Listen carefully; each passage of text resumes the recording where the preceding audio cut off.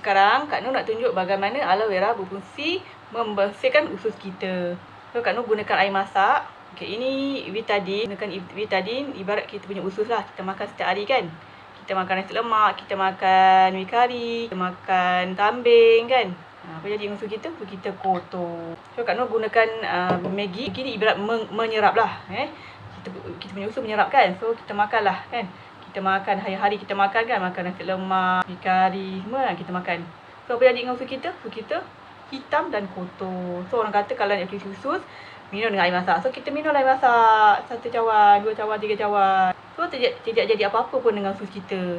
So apa yang Kak Nur buat? Kak Nur minum aloe vera. Kalau aloe vera ni ada saponin. Saponin tu buih semula jadi. So kita makan tadi kan, kita makan, kita minumlah aloe vera. Kalau aloe vera ni ada saponin, buih semula jadi. So kita minumlah aloe vera. Apa jadi dengan usus kita? Usus kita dah bersih. Lepas tu kita makan lagi gitu. Kita punya usus bersih. Sebab apa? Sebab dalam aloe vera ada lignin, dia protect kita punya usus. Okay, so sekarang Kak Nur nak tunjukkan betul ke dalam aloe vera ni mengandungi mineral. Negatif dan positif dia bertemu, dia akan menyala. Okay, so Kak Nur nak tunjuk betul ke dalam aloe vera mengandungi mineral. Okay. Apa jadi bila kita minum aloe vera setiap hari? Usus kita dah bersih. So bebas daripada penyakit. 80% penyakit dah datang daripada usus yang kotor.